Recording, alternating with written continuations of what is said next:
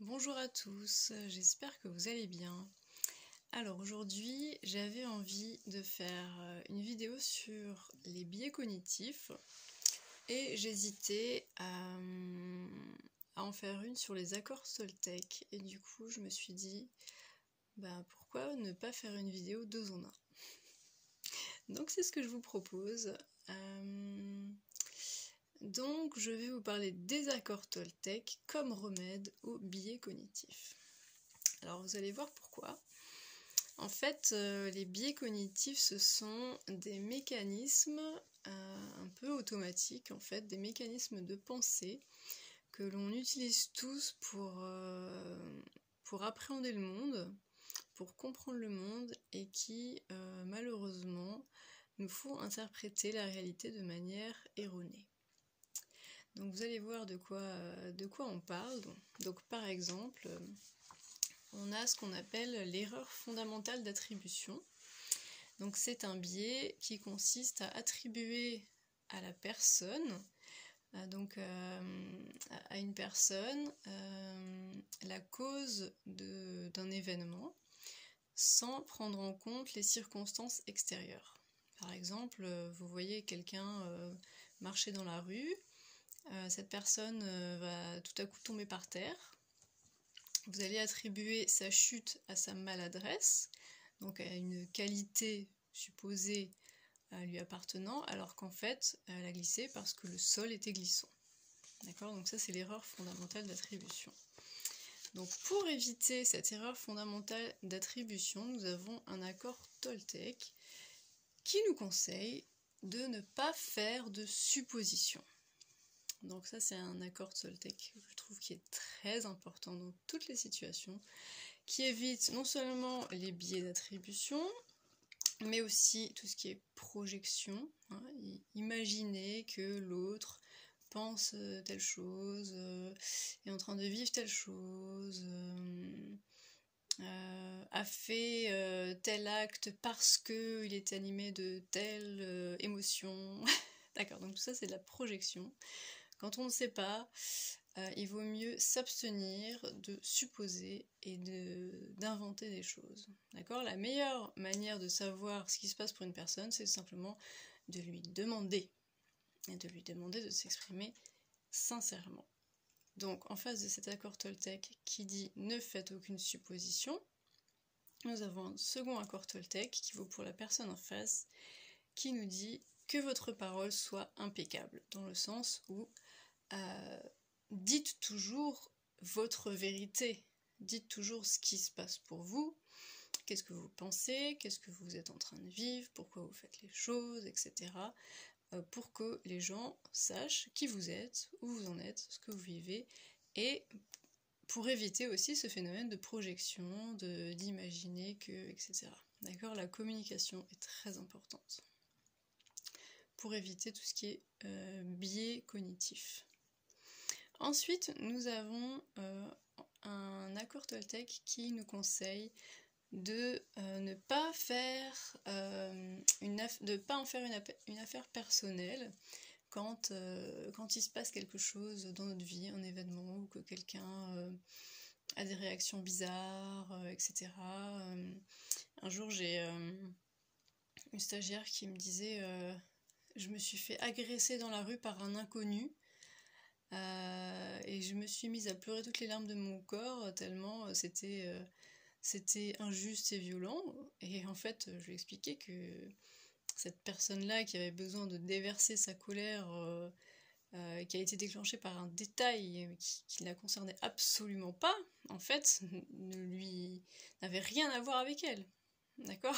Donc c'est typique d'une situation où en fait on se sent responsable, on prend les choses pour nous, on les prend personnellement, alors qu'en fait ça n'a rien à voir avec nous.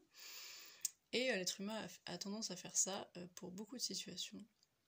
Donc le plus possible, essayons de prendre de la distance, du recul avec les événements, avec les situations, et dans nos relations aussi, pour éviter de se mettre à une place qui n'est pas la nôtre, qui n'est pas juste, et éviter de se sentir responsable de tout et de tout le monde tout le temps. Ça vaut spécialement pour les empathes. qui ont cette tendance très marquée. Enfin, nous avons un accord Toltec qui nous conseille d'être sceptique, donc de ne pas croire tout ce qu'on nous dit, de ne pas prendre tout pour argent comptant, mais d'apprendre à écouter quand même. Donc ça c'est très important, ça va éviter tout ce qui est les biais de confirmation. Donc les biais de confirmation, qu'est-ce que c'est ? C'est la tendance que l'on va avoir, chacun, à surévaluer et à être plus attentif à tous les arguments, toutes les informations qui vont venir confirmer une croyance initiale, ou un avis, ou une opinion sur quelque chose. On va vraiment chercher à se focaliser sur toutes les choses qui viennent confirmer notre thèse de départ, et pour peu qu'en face on ait quelqu'un qui pense vraiment l'opposé de notre thèse, lui va faire exactement la même chose, c'est-à-dire qu'il va chercher et se focaliser sur tous les arguments qui vont venir confirmer sa propre opinion, et donc là on va avoir deux personnes totalement butées qui vont venir s'affronter, mais si elles ne sont pas ouvertes à la contradiction, ouvertes aux informations qui viennent contredire leur thèse, là il n'y aura aucun débat possible, et aucune, comment dire, on ne pourra pas du tout avancer sur la compréhension de ce qui se passe, des enjeux, etc. et de décomplexifier la situation, d'accord ? Donc là, il faut faire très attention à ça, parce que tout le monde le fait. Donc, non seulement il faut qu'il y ait des débats, c'est très important, mais aussi il faut qu'on puisse chacun être ouvert à la contradiction. Et pouvoir l'intégrer dans notre thèse. C'est-à-dire que si on a une thèse de départ avec des arguments qui peuvent être très pertinents, mais si on n'arrive pas à intégrer la contradiction, c'est-à-dire que les informations qui viennent justement contredire ce que l'on pense ou ce que l'on défend, à un moment donné, c'est qu'il y a un problème. D'accord ? On est censé pouvoir intégrer la contradiction, soit sous forme d'exception, soit sous forme de nuance, etc. Mais à un moment donné, il faut la prendre en compte. Sinon, on est dans la malhonnêteté intellectuelle. Donc ça, c'est très important. Donc être ouvert à la contradiction, au débat, pour pouvoir avancer, sinon c'est pas possible. Nous avons un autre biais qui est le biais d'ancrage ou l'effet de primauté. Donc ça, c'est un biais qui va faire qu'on va se concentrer ou juger une personne ou une situation en fonction des toutes premières impressions qu'on va avoir d'elle. Alors attention, parce que y a un dicton qui dit la première impression c'est souvent la bonne. Oui, mais pas toujours, hein, d'accord, parce que la première impression ça peut être juste une impression alors qu'on n'a pas du tout les informations qu'il nous faudrait pour justement évaluer la situation ou la personne. Et qu'en fait, en allant chercher ces informations, on puisse changer complètement cette première impression de départ. Donc, ça nous renvoie à l'accord Toltec, je vous rappelle, soyez sceptiques, mais apprenez à écouter. Et enfin, le biais de conformisme, donc ça c'est un biais qui en fait nous pousse à nous conformer à ce qu'on pense que la société attend de nous. Donc ça s'observe souvent dans les groupes, où on est confronté directement au regard des autres, à leurs possibles réactions sur ce qu'on va dire, sur ce qu'on pense, sur comment est-ce qu'on va se présenter, etc. Mais ça peut être aussi un mécanisme très inconscient qui va faire que dans notre vie quotidienne, en fait, on va avoir des habitudes en fonction de ce qu'on pense qui est bien vu ou mal vu, etc.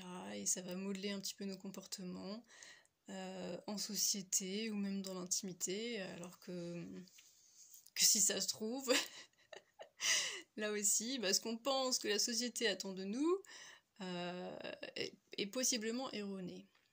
Donc pour remettre de l'authenticité dans tout ça, soyez vous-même, d'accord ? À moins que vous soyez un gros psychopathe, évidemment, mais en général, vous pouvez être vous-même.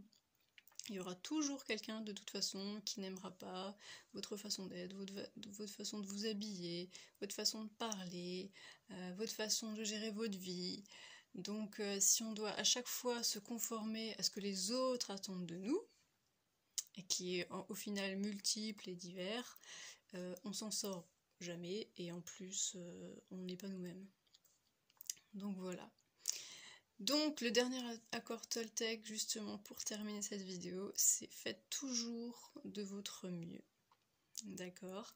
Dans toutes circonstances, essayez d'être la meilleure personne selon vos critères, pas selon les critères de la société ou des autres, la meilleure personne que vous puissiez être avec vous, pour être bien avec vous et avec les autres, selon vos valeurs, selon vos critères.